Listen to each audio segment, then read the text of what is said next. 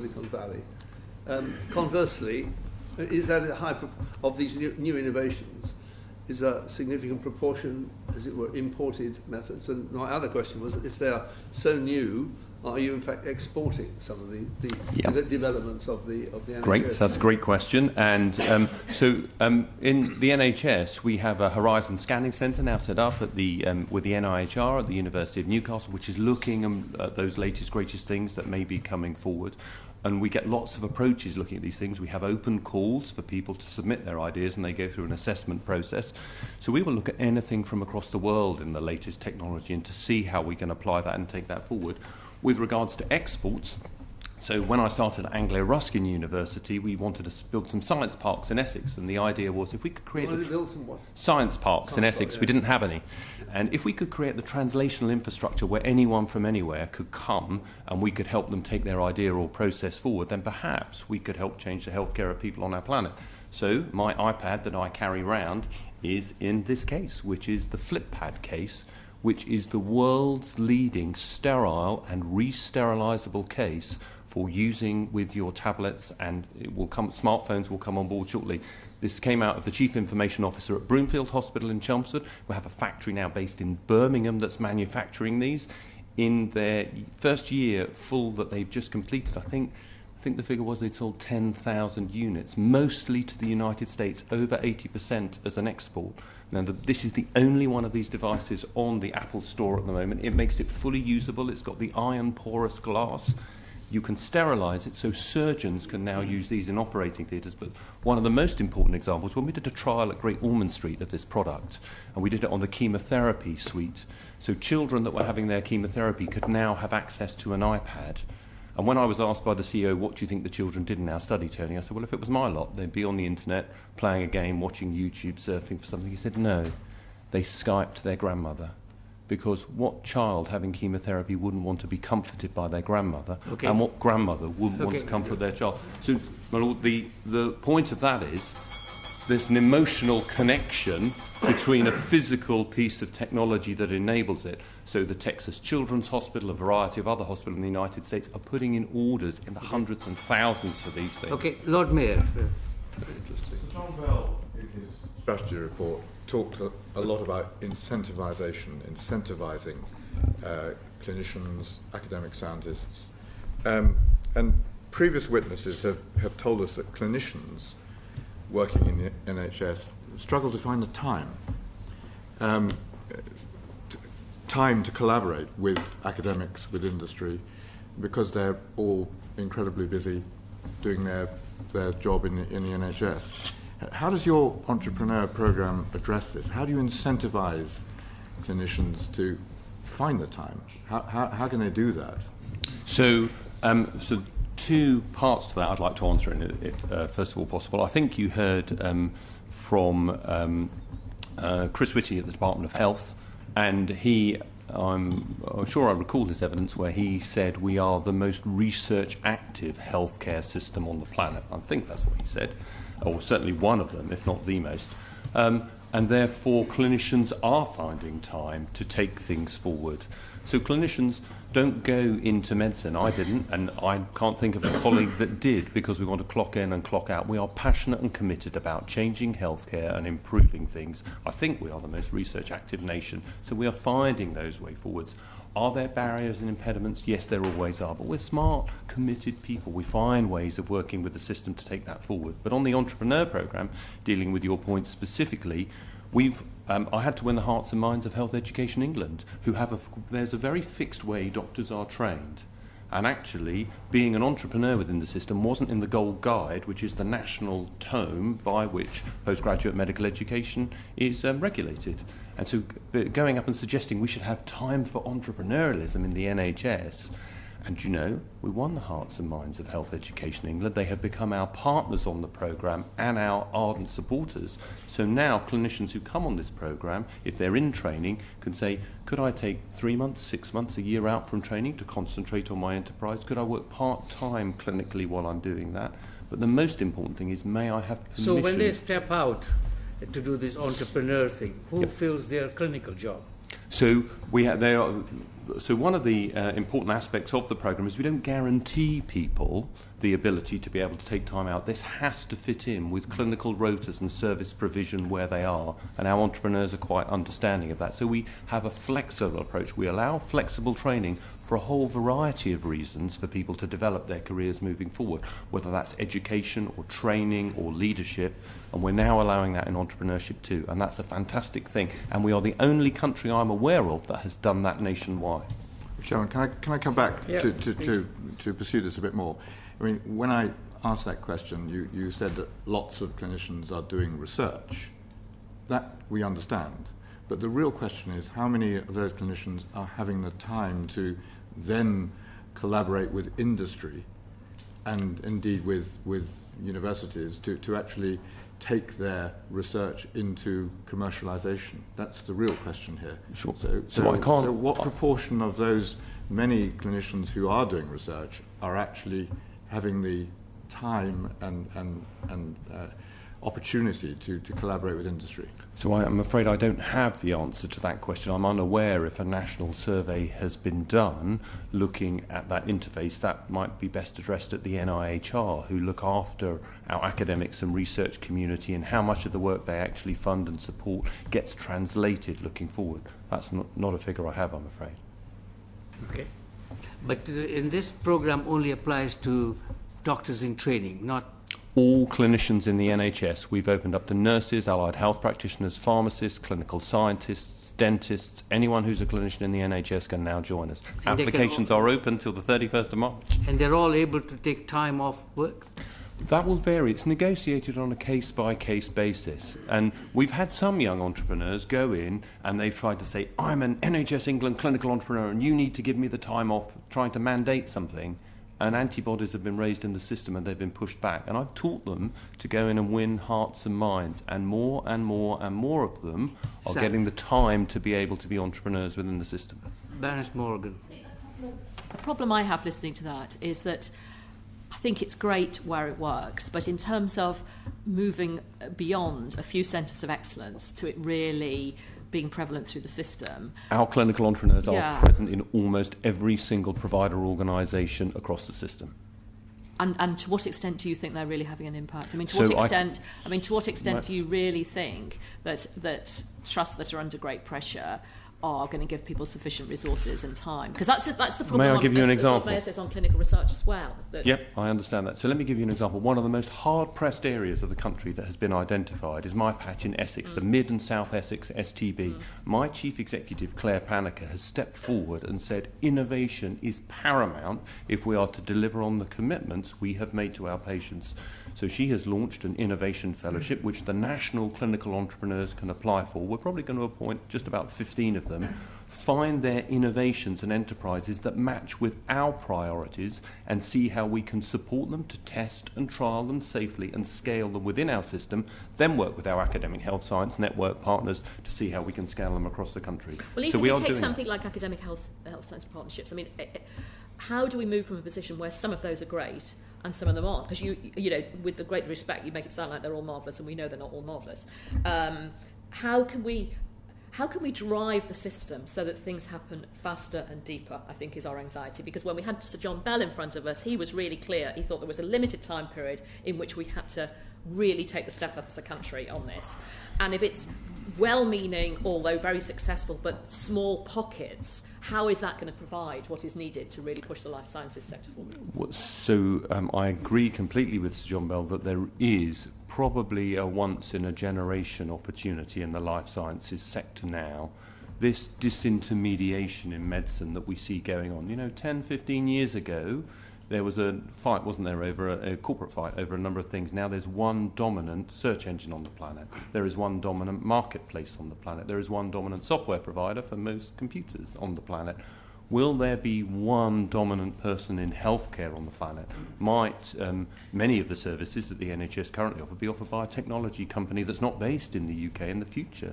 That's a possibility. So there are some really big areas occurring, and I know you've spoken about them here, whether it's digital radiology or pathology, this predictalytics, how can you bring the genome and smart data analytics of information that we have from our big data set bringing those insights moving forward? How can we deliver public health and primary care, which is largely information exchange and knowledge? So I think there are a number of large corporates that will arise. So that's the opportunity that we have to step up to at the moment. How can we do that at scale across our country? Well, our academic health science networks are really in their infancy. They're 4 years old at the moment. So my view is they are the right thing. If we didn't have them, would we invent them now? Yes. We need to support them more and drive them harder. And that's one of the things I do. Okay, Lord Griffiths and Lord Valence.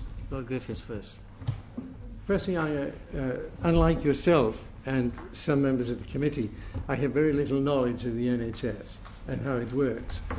But listening to the evidence we've received, in my mind, on the one hand, there's the NHS, this huge national entity, broken down into regions and so on, and into different functions. And then there are individual firms and entrepreneurs and basic science departments in universities and research institutions and so on. And I think the question which we've asked is, how can we take what is being innovated here and apply it into this very sort of strong and maybe somewhat rigid structure? And now you come along this morning and say, that's one way of looking at it, but really, to be effective, what we need is let 1,000 flowers bloom. And if we can have entrepreneurs all over the place, this in a way can sort of shake the system up from the inside, but at a very granular level. So the question going through my mind is, what the NHS needs is about 100 of you. It needs 100 clones of Professor Young throughout England who can be actually doing this. Because, frankly, my problem is, I mean, you clearly are brilliant. There's no question about that. You're very successful in business. I take you to a very good doctor, and you clearly have got a mission.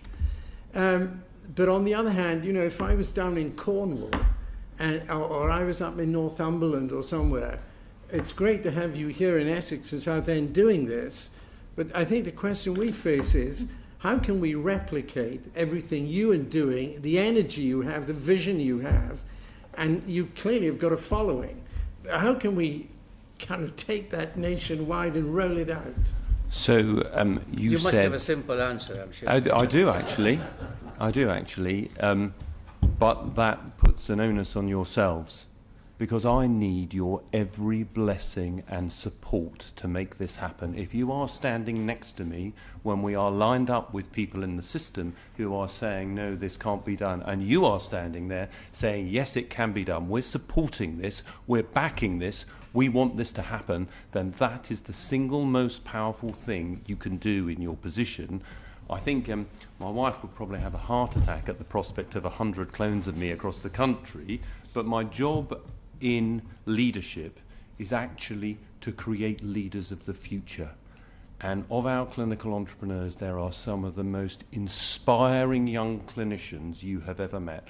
At a time when junior doctors were manning the barricades on the strike, 104 of them stepped forward to come and be new entrepreneurs in our system. They are spread right across the country. We've got 4 or 5 of them based down in Cornwall out of the number we have. One of them was actually the leader of a GP federation. He was an established GP and said, I've not been taught any commercial skills, knowledge and experience in all of my training. I've come on your entrepreneur program and it has changed the way I look at setting up our collaboratives in primary care down in the southwest. It's transformed the way we're delivering services. So we are creating what I call multilinguists. We are creating a cadre of people within the system who understand the science and the medicine, who understand the commercial world, who understand finance, and we're putting them into the NHS to help us create that leadership cohort we need to transform the system. Okay, Lord Valence. You touched on multilingualism. Members of the committee know I've got a bit of a hobby horse on this particular type of multilingualism between science and commerce and indeed politics, but that's another matter. Can I just come back to the motivation of a clinical entrepreneur? I mean, you can have a motivation which is patient care through innovation, and you can have one which is perhaps commercialization of innovation. And the two don't necessarily sit comfortably. There may be tensions between them. So how does one resolve that? I mean, what's the objective function? What are you trying to optimize, and what's the constraint? Because I don't think you can optimize both at the same time. So I think sometimes creative tension within systems actually help us deliver something that we weren't initially anticipating, and there are reasons that creative tensions arise in those things. But what I would say with regard to our entrepreneur program, it's also for intrapreneurs. So it is for individuals within the system who want to learn that commercial skill, knowledge and experience to try and change the system we're in. So not everyone is spinning out a business. That's why in year one we had 104 entrepreneurs, but only 50 startups that came out of that. And I should say, when I looked on the publicly available information from the Ivy League group, in year one of us running, I think we beat them in the life sciences space. I'd have to go back and do proper research here. We're doing something amazing in that space. But that tension between the commercial sides of a business and stepping forward and physical patient care, I think that the world has changed and the world has moved on from the position we were in when the health service was founded 70 years ago. I see people setting businesses up that have the most noble ambitions at their heart. Some of them are social enterprises, but some of them, so for example, one of our companies, Touch Surgery, which is on the programme, are going to democratise access to knowledge, to surgical training across the planet for everyone. And that's a company that's in negotiation at the moment for their next fundraising round, which we're hoping will be announced in the summer, ready for our end-of-year event, between 100 and 500 million pounds they're looking to raise, and this is democratising access to surgical training, so everyone on the planet. Come again, you say they're trying to raise 500 million pounds. Correct. Yeah. Now, let me put it slightly cruder. I mean, if you had the opportunity of setting up and running a 20 billion new enterprise of innovation versus doing your surgery and doing something relatively smaller, a string of small things, what would you go for? What's your driver? And because my driver is to not be the richest man in the graveyard, but to be the happiest one. I want to check. I think. Why are we on a planet? Why do we have a society where 5 billion people on our planet don't have access to basic modern healthcare? We are a country that has changed the world in the past. We have the largest unified healthcare system on the planet. I think we can change it again, and I'm passionate about doing that. Lord Borick. I'm very impressed with your salesmanship and drive and everything else, and it's absolutely great. But some of the evidence we've received is that in America, they have a rather more successful, innovative culture with more ease of raising money, more ways of starting 20 billion companies. And yet, this is, you're suggesting, the very best system. What is it that America has that gives them the ability to have an innovative culture, which is not normally shown as associated with the NHS? Well, so I'm not. First of all, I'm not sure if I expressed myself correctly to say I'm not sure that I said we are the most innovative and best innovation and adoption culture across the planet. We're certainly aspiring to do that and changing and improving day and day as we move forward. But if your outcome of showing how great and innovative a society is of life expectancy, then we spend less than half the United States in this country, but people live on average more than 2 years in the United Kingdom. So all this technological spend, there was a paper from Don Berwick from the IHI in JAMA 2013, I think, $3 trillion spent on healthcare in the United States. 1 trillion served no useful purpose in that paper. So does actually just spending more money sort the problems out? I'm not sure. Does it deliver better healthcare that you want to your population? How could we learn the lessons from the United States? Are they better? Are we making more sales of this FlipPad idea in the United States than we are here? Absolutely. It's already in 10 NHS hospitals, but we're going to start expanding that and looking at more. So what can we learn But this is the history of our country. So you could have picked the light bulb, invented 1807, Humphrey Davy and the Royal Society, 1879. Royal Institution, sorry. It was 1809, Humphrey Davy and the Royal Institution. Incandescence demonstrated. But it was Thomas Edison, the American, 1879, with the light bulb. I could have picked the computer, the TV, the CT scanner, the MRI scanner, all invented in this country, all commercialised and developed and innovated, if you like, abroad. So this is a history we have in our country. How can we change that around? I think we've put some ideas forward. I think we've put some processes forward to show you actually now is that there's something, we've unearthed something here. I haven't just said people can be entrepreneurs and press gang them into becoming that. This change was going on. If you look at the figures in the United States... We need to move on. So Baroness Neville-Jones. As we come at this from another angle, we heard quite a lot about in evidence about the accelerated access review. Sitting where you do, what is your assessment of the challenges it faces in implementation? And what would you see as being the benefits of actually success? So the key, if there was one word I had to pick to say how we are going to transform the NHS to deliver on innovation and our aspirations, that word will be culture. And if we get the culture right within our organisation, then other things from that should follow. Now, with the accelerated access review, this is a statement from the leadership of the thought leaders in our country, supported by the NHS, with a response from government that are supportive of that, saying this is saying the right things. These are the things we should be doing to take forward. So if we were to now renege on the commitments made in that and not to deliver on that, how would people and the system ever believe us? So I think we have to step up to the commitments made in that, and we have to look with all the issues, with all the challenges we face in healthcare moving forward, at how we can deliver. So what are those challenges? How would you define those challenges? So looking on the front line, because that's the place where these things occur, you have to look at the commitments that people face. And they face a number of assumptions on the front line that they assume are the priorities.